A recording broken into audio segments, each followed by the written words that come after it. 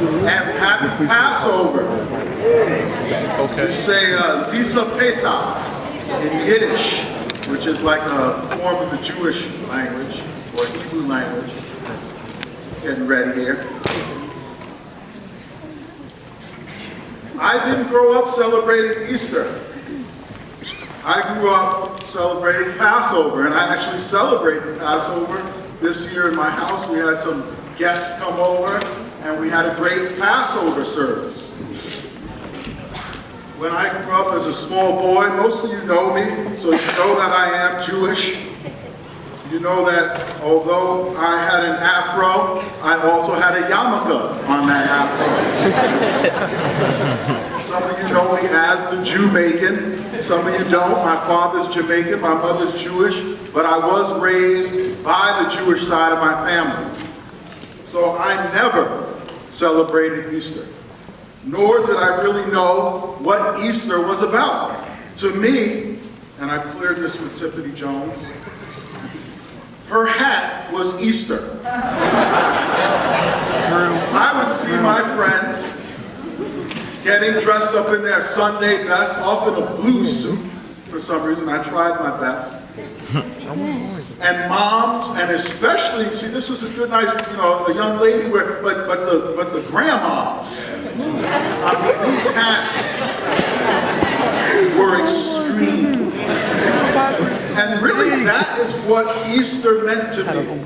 Can you imagine? You guys, probably the majority of you, grew up celebrating Easter. And it means different things to different people.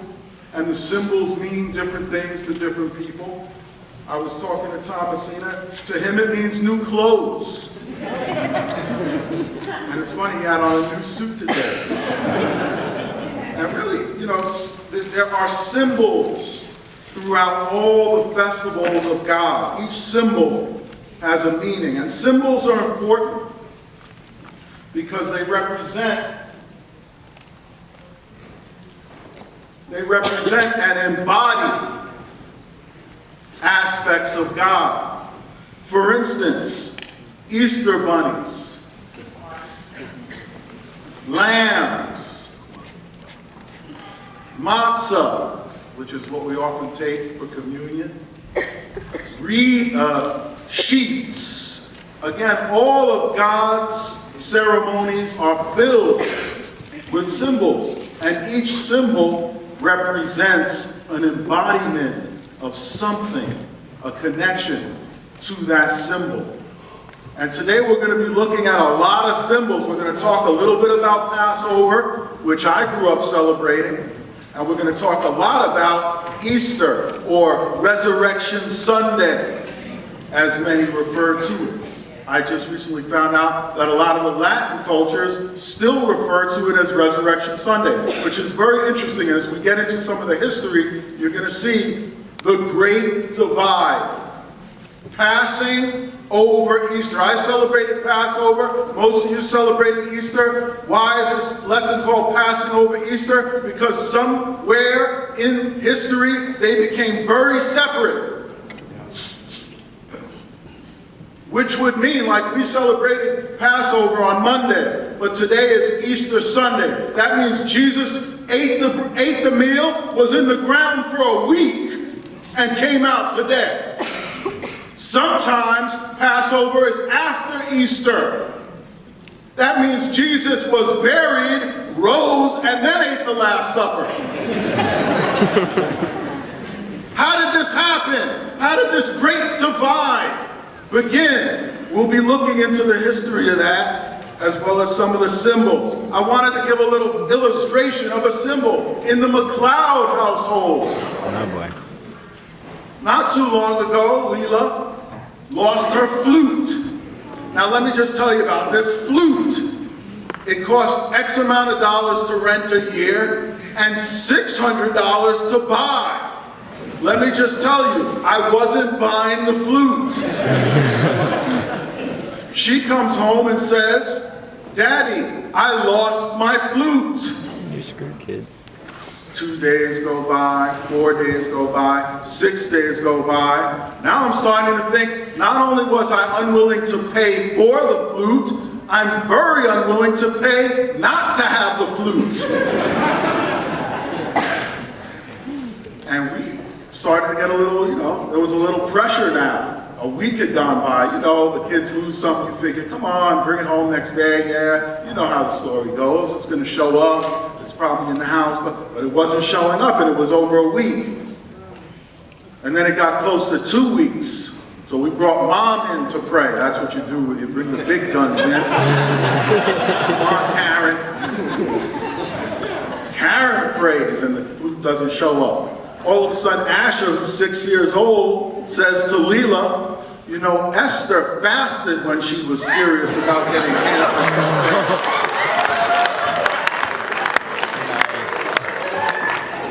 So Leela fasts for a whole day on, all she drank that day was banana milkshakes. It was challenging. She fasts, and that Monday she goes into school. Let me just tell you what was happening behind the scenes, okay? I was having earnest prayers that God would answer her fast. Because I felt like, Lord, I know sometimes you don't always say yes. But this young lady is fasting for the first time in her life. Say yes. And we all knew about it. The whole family was in on it, Oh, the flute, the flute, the flute. And that day, she came home Monday, about 2 weeks after having lost it. And I was pulling out of the driveway, and I stopped because her bus was coming. She jumped out of her bus, waving the flute like this. Woo, woo, woo, woo, woo, woo, woo, woo. And I jumped out of the car, and I was like, yes, yes, yes! And at dinner that night, we had our high and low sharing. Some of us do, the highs, the lows. Everybody's high was the flute. Except Asher. We said, Asher, the flute. He was like, pass the potatoes. Because he knows God answers prayer. It wasn't a surprise. He was like, and? But that flute embodied an answered prayer. That flute, when it was being held high in the air by my daughter, wasn't just a $600 thing I didn't want to pay for being held in the air. It was the embodiment of a God who answers prayers, even little girls' prayers and fasts, and it meant something to all of us. Each symbol during Passover, each symbol during Easter, each symbol during Resurrection Sunday, all embody different aspects of the power, the wisdom, the love, the faith we need to have in God. Passing over Easter, Exodus chapter 12, verse 1 to 8, the Passover. The Passover. This is the ordinance given to the Jews. This is the first one. This is the original Passover. Passover has been celebrated for 500 years since. 5,000 years since. Let's read together. The Lord said to Moses and Aaron in Egypt, this month is to be for you the first month of your year. Tell the whole community of Israel that on the 10th day of this month, each man is to take a lamb for his family, one for each household. If any household is too small for a whole lamb, they must share one with their nearest neighbor. Having taken into account the number of people there are, you are to determine the amount of lamb needed in accordance with what each person will eat. The animals you choose must be year-old males without defect, and you may take them from the sheep or the goats. Take care of them until the 14th day of the month. Then when all the people of the community of Israel must slaughter them at twilight. Then they are to take some of the blood and put it on the sides and tops of their door frames and of their houses where they eat the lambs. That night they are to eat the meat roasted over the fire, along with bitter herbs and bread made without yeast. So this was the original ordinance given to the Jews when they were passing over. Passover refers to the blood of the blemishless lamb that they were told to slaughter, being put on the doorposts of all the Jews, all the Hebrews, so that the destroying angel would pass over their homes. That is what the meaning of Passover is. It's celebrating the deliverance from slavery in Egypt to being passed over by the destroying angel, to passing through the Red Sea, to entering into the desert for 40 years, and then ultimately those who were fortunate enough or faithful enough entering into the promised land. So the celebration of Passover is the celebration of all the history of the Hebrews from slavery to the promised land. Jesus celebrated the Passover. In Luke 22, verse 15 to 19, Jesus celebrated exactly what we just learned about. Luke 22, starting in verse 15. And he said to them, I have eagerly desired to eat this Passover with you before I suffer. Let's stop there. Jesus ate the Passover. Jesus said, I eagerly have desired to eat this Passover with you. Jesus ate the Passover. Hence, why, if he was crucified on the evening of Passover, is he now 2,000 years later, raising a week later, raising a week before?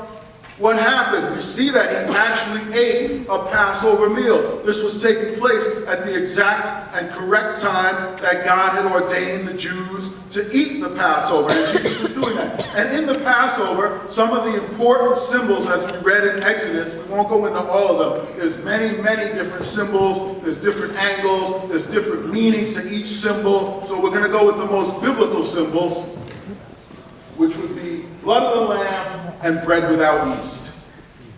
And we see that when we take communion. We take the blood of the Lamb and we eat bread without yeast. That's what we do. This transcends from Passover all the way till now, but it's much more intricate than that.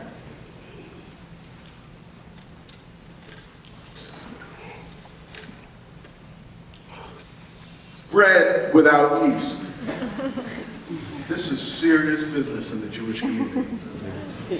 If you live in any neighborhoods or you work for any religious Jews or you are a religious Jew, you get rid of all yeast in your house. Like God said, I want you to eat the bread without yeast.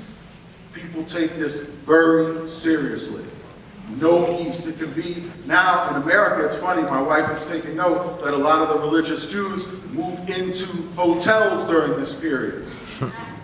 Why? Because they don't want to go through the hassle of cleaning out their house of all the bread products, all the yeast products. But in Israel, they go to great lengths to clean out everything. So that matzah, here's a little Hebrew lesson today. Matzah is bread without yeast. That's what God commanded them to eat. Bread without yeast. So everything is matzah now. One of my daughters, Tahila, decided to actually do this. So she's only eating matzah, and it's challenging.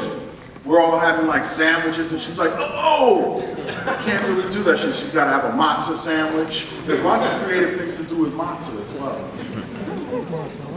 Matzah, a staple. You may have even got some free if you shop at ShopRite. You spend a lot of money there. Some sister got like 10 boxes of matzah for free. Didn't even know what to do with it.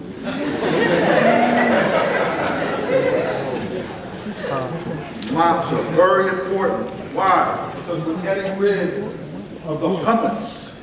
That's yeast. And as we see, as we look together now, let's take a look at 1 Corinthians. This transcends to our Christian life as well. 1 Corinthians, starting in chapter 5, verse 7 to 8.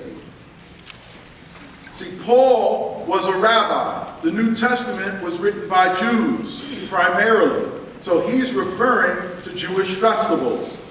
Get rid of the old yeast, that you may be a new batch without yeast, as you really are. For Christ, our Passover lamb, has been sacrificed. Therefore, let us keep the festival not with the old yeast, the yeast of malice and wickedness, but with the bread without yeast, the bread of sincerity and truth. You see?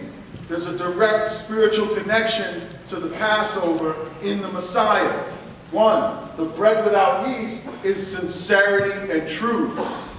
The yeast is malice and wickedness. So Paul is making a parallel to the bread that we're supposed to eat without yeast, and he's spiritualizing it, showing us that, hey, you guys now be the matzah. It's not enough that you eat the matzah for communion, you be the matzah. That means the bread of sincerity and truth without wickedness and malice. And when Jesus says, I'm the bread of life, he's saying, I'm the matzah. I'm without wickedness and malice. It's all connected to the Messiah. All the festivals of Judaism transcend time. They are all, as Johnny said, echoes of, or shadows, as the Bible would say, of the things to come. The matzah is a shadow of the thing to come. The getting rid of the yeast is a shadow of the thing to come. Again, the rabbis are very serious about getting rid of the yeast. Here's a guy under the carpet with a candle because it's Saturday and he can't light the lights. He's got a feather because he doesn't want to touch the yeast. He's searching diligently for the yeast. What's the yeast? The wickedness and the malice, the sin in our lives. Are we searching for the sin in our lives? Or are we sweeping it under the carpet?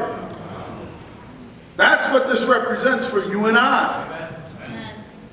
Are we the sincerity and truth, or are we sweeping the wickedness and malice? Let me just tell you a story here.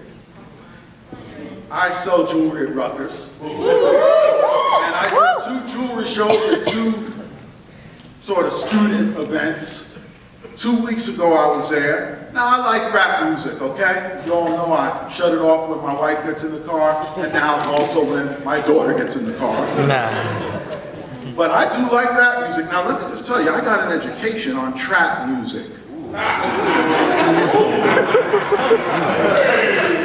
Boy. I was sitting there and I was so that's not trap music. glad my children didn't come. I was embarrassed by the lyrics. And I grew up in the hood, I'm good. I was embarrassed by the themes. And you know what I do with my kids? If we do happen to come across wickedness or yeast in our lives, you gotta expose it. So, no, you know, we don't have a TV, and I'm not telling you don't have to have a TV and all that. We watch videos, but we'll sometimes have a little discussion after the movie. Spiritual review. And we separate the sincere and truth from the wickedness and the yeast. That's why I watch movies. I don't want them watching that because that guy says it's cool, them thinking it's cool. And I had a good conversation with my daughter yesterday. I said, let me break down what this guy is saying. He's saying, because I committed adultery with your wife, I'm cool. Because I sell drugs, I'm cool. Because I beat that guy to a pulp, I'm cool. And I'm showing her, I'm like, look at that. And I'm even kind of, convicted. I'm like, wait a minute, that guy's on stage telling me he's stealing my girl, and I'm supposed to be like, oh, woman, ruin my life. And I'm watching kids, and I'm having conversations. I'm like, can you sing that? I mean, some of these songs, I can't even reference them with beeps and buzzes right now, because that's all they be. And the degradation of the women. I feel like I'm Oprah now. I was like, am I getting old? I was talking to them, I said to them, look, am I getting old, or was that straight up ratchet? And the sister said, we left. These are non-Christians. Non-Christians left. Wickedness, man, like in your face, like not like under the rug, like boom. And that's what's going on in the world. I'm kind of separated a little from the world, you know? My issues are like, ooh, I hope I wasn't impatient today. Honey, I'm sorry I had a harsher tone than I normally do. Let me go and pray. I'm not making light of the hard sins. But when you step out into the world and you just feel an avalanche of sin being partied upon, propagated, celebrated, and you know the destruction it reaps. You can't con me. I did that. I know what that is. I know what illegitimate kids are. I got friends with 6 of them. I know what dead friends are. I know what it feels like to have somebody steal your girl, cheat on your wife. I've seen marriages wrecked. Don't party on that level. Let's get rid of that yeast. Expose it for what it is. That's what he's saying to do. And what the Jews do is they burn it. They burn it. They have bonfires in the middle of Jerusalem with the yeast. Look, this guy's covering his face in shame. The guy to the God, see the guy with the hat? They wear those hats in the summer. These guys are hardcore. You go to Jerusalem, it's 100 degrees. My man has that hat on. You got conviction. Burn it. They burn it. They burn it together. They burn it collectively. They see the children, watch them burn it. The children learn this is bad, and that we too must burn it. We must burn it as a group. We must burn it collectively. What's your yeast? What's in your life? And don't think just because it's little, it's not going to grow. That's the whole point of yeast, is you got to catch it when it's little. It's never challenging when it's little. It's when it starts to grow and it reaches the whole batch and it makes the whole batch unholy. It can happen to our church. It can happen with materialism. It can happen with prejudice. It can happen with attitudes. It starts little, small, in the heart. That's where you got to search for it. That's where you got to expose it. That's where you got to bring it out, put it on a table, and then ultimately burn it and expose it for what it truly is. This is the meaning of the yeast. This is the meaning of the bread without yeast. So, whoa, okay, we got the lamb. Jesus drinks the blood of the lamb at the table. Interestingly, just for you scholarly types like Johnny, never is there any mention of a lamb at Jesus' Passover feast. And the lamb is hugely important. You would think they'd mention it, but the reality is he is the lamb at his own feast. I'm going to give you a historical sort of timeline of what it looks like when the Passover lamb, which did you catch when Paul said, Jesus, our Passover lamb, has been sacrificed? He makes a direct connection with Jesus and the lamb.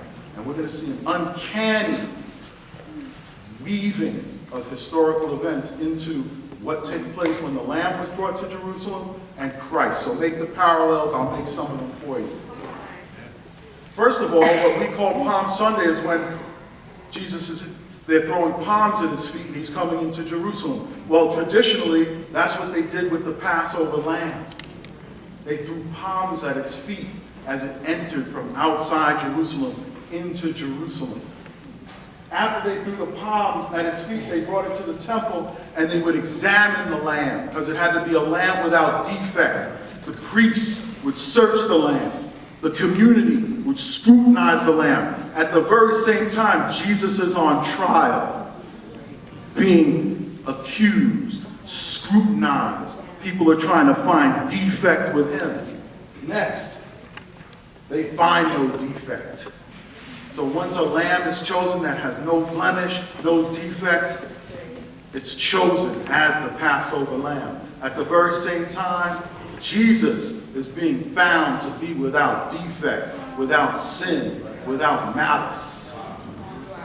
Next, the priest and the people choose the lamb. If you're looking through the Gospels, the people chose Jesus and the priest to be sacrificed. He's slaughtered at 3 p.m., which is twilight. In Exodus it says, slaughter the lambs at twilight. Jesus was on the cross at twilight. So this could have all been happening simultaneously as well. In that as the priests, because what they would traditionally do with the lamb is they'd slaughter it, bleed it, and then put the blood on the doorposts that they put on the doorposts back in the Exodus. But now they'll drink the wine, but they still do kill the lamb and drain its blood. And that blood still represents forgiveness. So as they were slaughtering a lamb and draining the blood, Jesus was hanging on a cross and his blood was drained. And his blood is a parallel to the blood that saved the Israelites. His blood is the blood that saves us. It's broken. That was important in other parts of Exodus. It's important that this lamb, even when it's killed, has no broken bones. The gospel writers made it very clear Jesus' bones were not broken. The other thieves' legs were, because in order to kill somebody by suffocation, you had to break their legs. If the time was going too long, then they would fall and they couldn't pull themselves up and they would suffocate. Jesus had died earlier, so there was no need to break his bones. That's a prophecy. So when Jesus has died on the cross, Nicodemus and some others come. Do you remember what they do? They take him down and they dress him in herbs and spices. Simultaneously, or somewhere around that same time, the lamb which has been slaughtered is being dressed in herbs and spices for the feast. So again, we see a parallel through all the connections of the lamb, the Passover lamb, and Christ. Do you see those? Do you make those connections? There's so many more, but see, these are some of the very important ones to keep noting. Now, I got a question for you, my Gentile brothers and sisters who celebrate Easter. The holy symbol of the Jews, the Passover lamb. When did the Passover lamb become the Easter ham?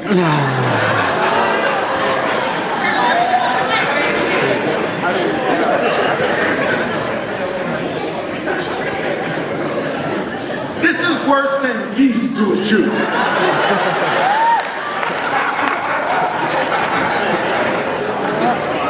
I mean, even the Muslims are with it.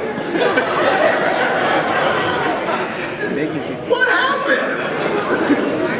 All this time and energy to put the hopes of the nation on the lamb, and it's all working out, and all of a sudden he turns into a ham at least. Let's make him kosher. So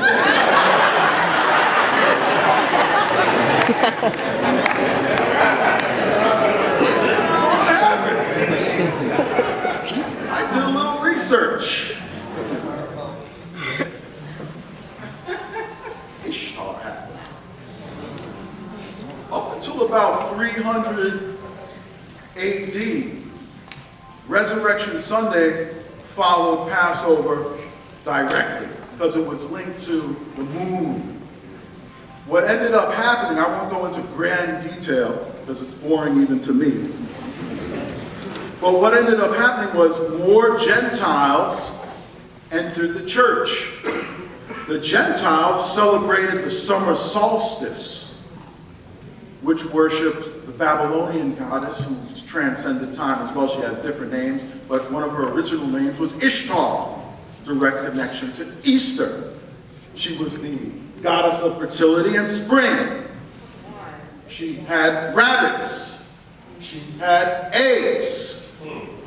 These were her symbols of fertility and spring. And what happened at one of the councils was they said, look, you know, there's only a few Jews in the church now, so Passover is really not a big deal. Most of our members don't even know what Passover is. So you know what? Let's link this Easter, let's link Resurrection Sunday to our summer solstice celebration. Probably there was some kind of financial goodies involved, right? Everyone already did it. It's popular. Let's make it more popular, and let's just fold Resurrection Sunday in and call it Easter. The only person in the Bible who celebrates anything remotely close to Easter, you could do your research, is Herod. That's not super encouraging.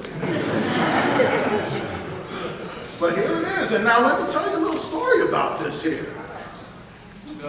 Easter, or Ishtar, she had a lover. And that lover spurned her. Oh, did I mention that lover was a bird? Being angry at her bird friend, she changed him into a rabbit, but allowed him to still lay eggs. Aha.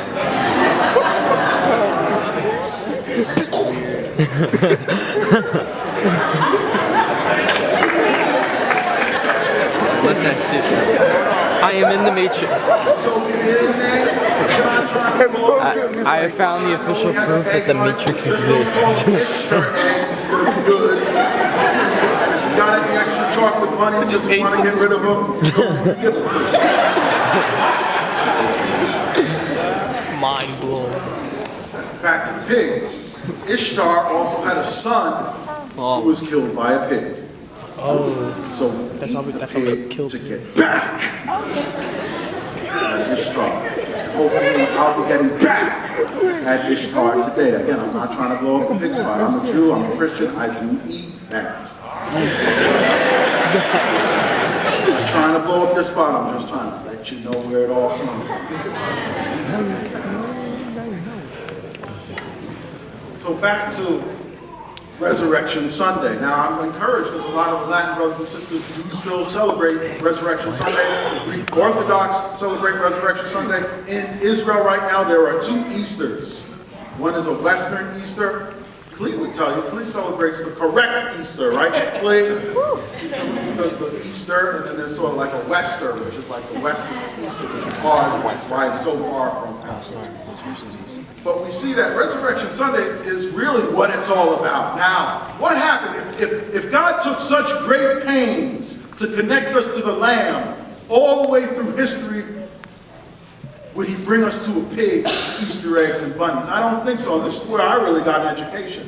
Because all of what God does is connect the Messiah to Jewish festivals. He's the Jewish Messiah. He transcends time. Everything he does is prophetic. Everything he does echoes through time. Every symbol that's created around him embodies, as we said at the beginning, some form of faithfulness on our part to God or God's part to us. So as we look at Resurrection Sunday, let's look at the connection. Take a look with me at Leviticus chapter 23, verse 10 to 17.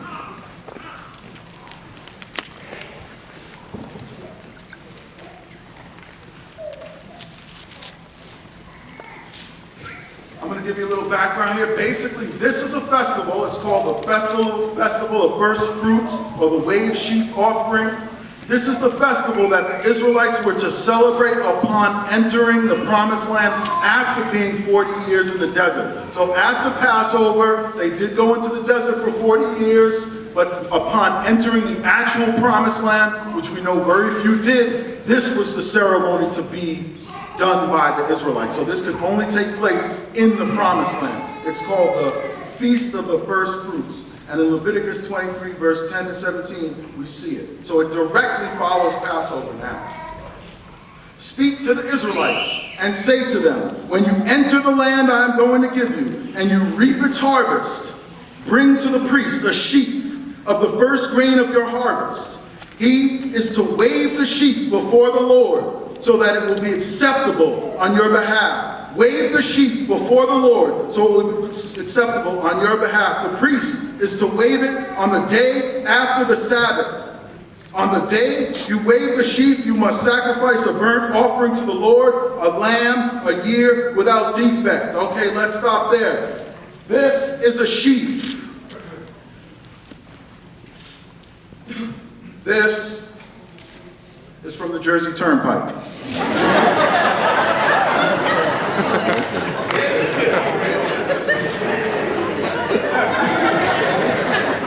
You're getting the connection here. After the Passover, which is a Saturday, a holy day, a Sabbath, the next day, which is a Sunday, which is when Christ rose, the priest is to go into the land, the Holy Land, pluck from the ground the first fruit. Fruit refers to wheat as well in the Bible. He's to hold it before God, the priest, to wave the sheaf north, south, east, west. Upon its acceptance, the whole harvest is acceptable. Are you making the connection? Let's make them all.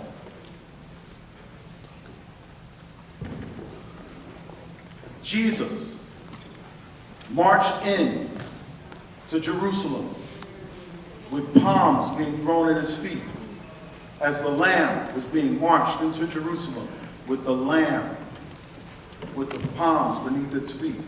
Jesus was examined for defect in the courts as the Lamb was being scrutinized at the temple.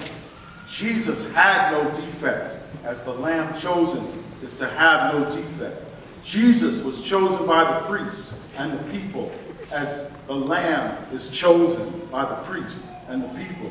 Jesus was slaughtered at 3 p.m. or twilight, as the Lamb was being slaughtered at twilight. Jesus' blood put upon us and being in touch with us forgives us, as the Lamb's blood on the doorpost gave them a pass and salvation. Jesus had no bones broken, just as the Lamb was to have no bones broken. Jesus was dressed for the feast, as the Lamb was being dressed for the feast. Jesus was put in the ground for 3 days and 3 nights, and afterwards entered the promised land after the Passover. The day after, on a Sunday, he entered the promised land. He was the first fruits as he rose. Jesus rose at sunrise. Jesus is the priest who waved himself before God, allowing the rest of the harvest, which is us, to be acceptable. Christ is the first fruits, and then we are the harvest of those who are to come. 1 Corinthians 15, 20 to 23 will end there.